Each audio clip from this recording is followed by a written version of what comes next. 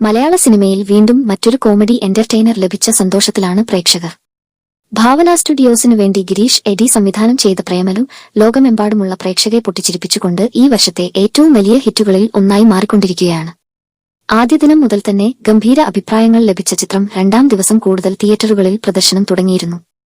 പ്രേമലു തരംഗം ഇപ്പോൾ ബോളിവുഡിലേക്കും എത്തിയിരിക്കുന്നു.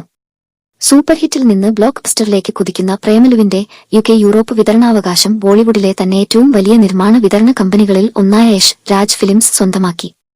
ചിത്രത്തിന് വിദേശ രാജ്യങ്ങളിൽ പോലും ലഭിക്കുന്ന അത്ഭുതപൂർവമായ സ്വീകാര്യതയാണ് യശ് രാജിനെ ആകർഷിച്ചതെന്നുറപ്പ്. പുതിയ റിലീസുകൾ വരുമ്പോഴും മികച്ച കളക്ഷൻ തന്നെയാണ് പ്രേമലുവിന് ലഭിക്കുന്നത്.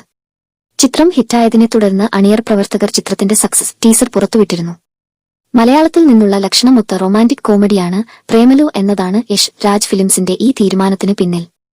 ഇതാദ്യമായാണ് ബോളിവുഡിൽ നിന്നല്ലാതെയുള്ള ഒരു റൊമാന്റിക് കോമഡി ചിത്രത്തിന് ഇത്രയേറെ വരവേൽപ്പ് ലഭിക്കുന്നത്. നസ്ലൻ, മമിത എന്നിവർ കേന്ദ്രകഥാപാത്രങ്ങളെ അവതരിപ്പിക്കുന്ന പ്രേമലു ഒരു മുഴുനീള റൊമാന്റിക് കോമഡി എന്റർടൈനർ ആണെന്നാണ് പ്രേക്ഷക പ്രതികരണങ്ങളും റിവ്യൂകളും ഒരുപോലെ പറയുന്നത്.